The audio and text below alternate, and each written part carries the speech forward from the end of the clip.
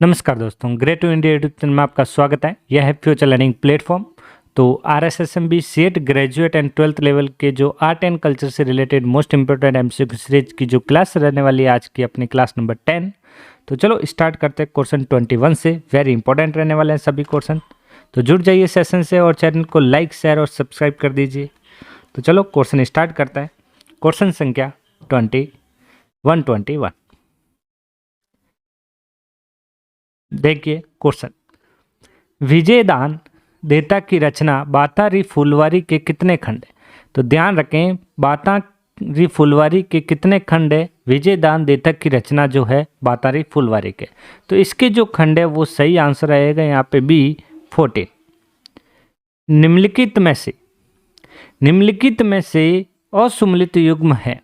तो यहाँ पे असुमलित जो युग्म है वो आपको यहाँ पे बताना है। तो देखिए यहाँ पे असुमलित युग्म कौन सा रहेगा। तो यहाँ पे देखिए सबसे पहला छत्रपति रासो काशी छंगानी, बिल्कुल यहाँ पे राइट है ये। पृथ्वीराज विजय जयानक भट्ट, बिल्कुल राइट है यहाँ पे अलकू हिटलर दुर्सा आडा, यहाँ पे ये दुर्सा आडा नहीं होगा, यहाँ पे ये अपना यहाँ पे गलत है। अलकू हिटलर है, ये जो है रचना, ये किसकी रचना है, ये जो है विजयदान देता की। किसकी है ये, विजयदान देता की है ये। तो यहाँ पे तो अपना जो असुमलित युग में जो रहा, फिर सही आंसर रहेगा यहाँ पे सी। प्रताप रासो नामक रचना किसके द्वारा रचित है। तो प्रताप रासो है, किसके द्वारा रचित है ये, तो ये किसके द्वारा है, तो बताइए यहाँ पे जल्दी से। सही आंसर इसका प्रताप रासो नामक रचना किसके द्वारा रचित है। तो यहाँ पे सही आंसर रहेगा यहाँ पे बी जाचक जीवाण, सही आंसर रहेगा यहाँ पे बी। नेक्स्ट, निम्नलिखित में से असुमलित युग्म, यहाँ पे असुमलित युग्म बताना है। तो देखिए यहाँ असुमलित युग्म क्या रहेगा, पद्मावत मलिक मोहम्मद जायसी, बिल्कुल यहाँ पे राइट है ये। और राज रत्नाकर कविराज, ये यहाँ पे गलत हो गया यहाँ पे। और बुद्धि विलास शाह बकतराज और अमीर नामा मुंशी भूसावन लाल। तो यहाँ पे देखा जाए तो राज रत्नाकर का कौन होगा, सादा शिव भट्ट होगा, यहाँ पे ध्यान रखें। तो यहाँ पे ये गलत हो गया यहाँ पे। तो सही आंसर इसका क्या रहेगा, बी आंसर रहेगा। और इसका जो होगा सदा शिव भट्ट, ये याद रखना यहाँ पे। नेक्स्ट, राज प्रकाश रचना के लेखक है। तो राज प्रकाश रचना के जो लेखक है वो कौन है यहाँ पे। तो यहाँ पे ध्यान रखें, वेरी इंपॉर्टेंट क्वेश्चन ये, वेरी इंपॉर्टेंट। राज प्रकाश के जो लेखक, रचना के जो लेखक है वो है किशोरदास, सही आंसर क्या रहेगा यहाँ पे सी। और कर्णीदान जो है इसका भी आपको ध्यान रखना है, इसका जो है वो है सूरज प्रकाश, ध्यान रखना है यहाँ पे इसका, वेरी इंपॉर्टेंट सूरज प्रकाश। और नलसिंह, तो ये जो है किसकी है, विजयदान जो है, विजयदान नहीं होगा यहाँ पे, Vijaypal Raso, very important point. Next, निम्नलिखित में से कौन सा युग्म असंगत है। यहाँ पे असंगत युग्म बताना है। तो यहाँ पे देखा जाए तो देश दर्पण शंकरदान सामोर का बिल्कुल राइट यहाँ पे। सूरज प्रकाश कर्णीदान का बिल्कुल राइट, अभी हमने क्वेश्चन ही किया था।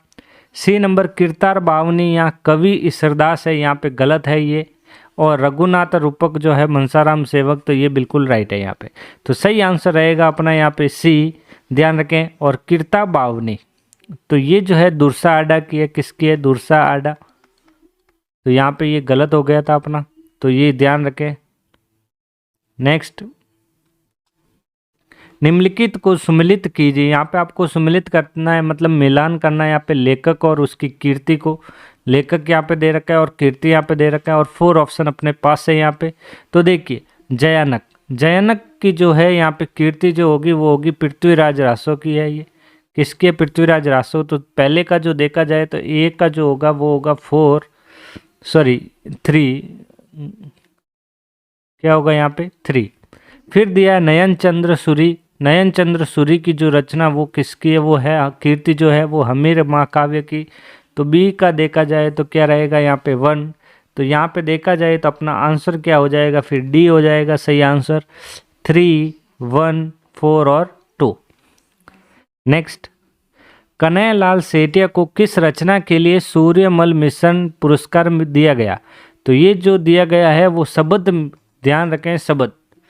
तो शबद की जो रचना है सूर्यमल मिश्र को पुरस्कार दिया गया। और मूर्ति देवी के लिए जो पुरस्कार दिया गया निर्गत के लिए, ये किसके लिए था? मूर्ति देवी के लिए, मूर्ति देवी के लिए पुरस्कार।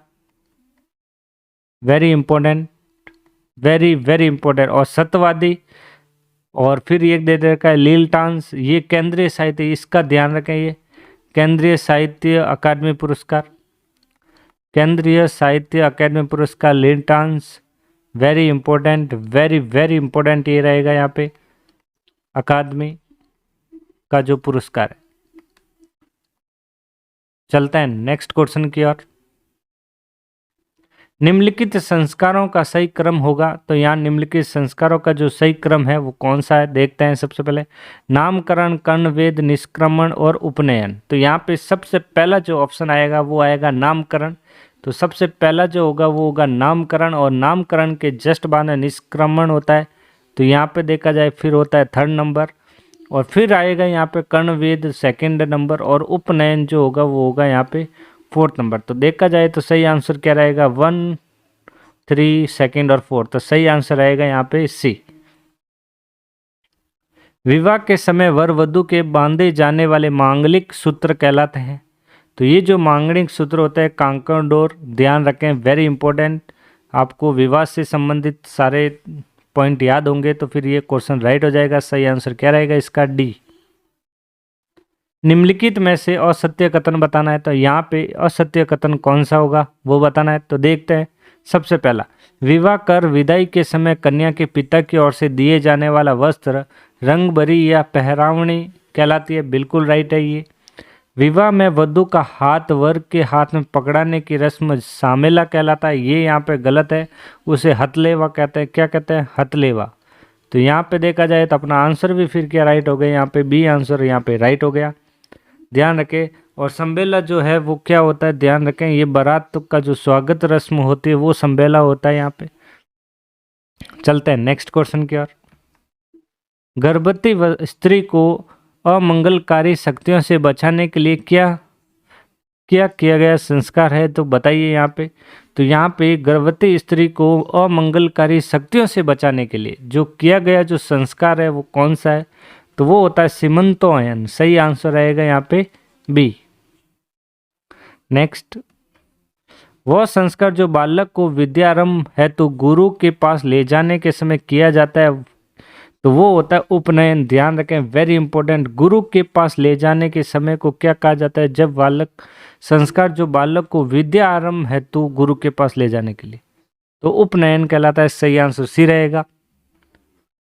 जोसर से आश्रय क्या है, तो जोसर क्या होता है ये ध्यान रखें, very important, very very important. मैं यहाँ पे तीन आपको यहाँ पे इंपॉर्टेंट पॉइंट बताऊंगा, ये और तीनों यहाँ से रिलेटेड, तीनों का ध्यान रखना है, आपको आंसर पता रहेगा। यहाँ पे वेरी इंपॉर्टेंट रहेगा ये। तो यहाँ पे मृत व्यक्ति का मृत्यु बोझ होता है, उससे मौसर कहा जाता है। ध्यान रखें, यहाँ पे क्या कहा जाता है? मौसर। जीवित व्यक्ति का जो प्रतिबोझ होता है उससे क्या कहा जाता है? जोसर कहा जाता है। और विवाह के अवसर पर का जो बोझ होता है वो बढ़ार कहा जाता है। तो यहाँ पे पता चल गया होगा आपको कौन सा आंसर किसका क्या राइट होगा। तो सही आंसर क्या रहेगा यहाँ पे जोसर के लिए? यहाँ पे सही आंसर बी राइट रहेगा। किस प्रथा के अनुसार पत्नी अपने पति को छोड़कर किसी अन्य पुरुष के साथ रह सकती है, तो वो जो होता है वो होता है नाता। सही आंसर क्या रहेगा? ए नाता। बारात जाने के बाद पीछे से वर पक्ष के घर और रात को महिलाएं द्वारा गाए जाने वाला गीत एवं खेल को क्या कहते हैं? तो इस खेल को जो कहा जाता है वो कहा जाता है, यहाँ पे ध्यान रखें, टूटिया। तो यहाँ पे क्या होगा? यहाँ पे ये जो टूटिया जो है ये खेल या कह सकते हैं गीत कह सकते हैं। तो यहाँ पे ध्यान रखें, सही आंसर क्या होगा? सी। औलंदी क्या होता है? ध्यान रखें, जो नवविवाहित दुल्हन जो होती है उसके साथ, दुल्हन के साथ किसी सहेली को या किसी को भेजा जाता है, उससे क्या कहा जाता है? औलंदी कहा जाता है।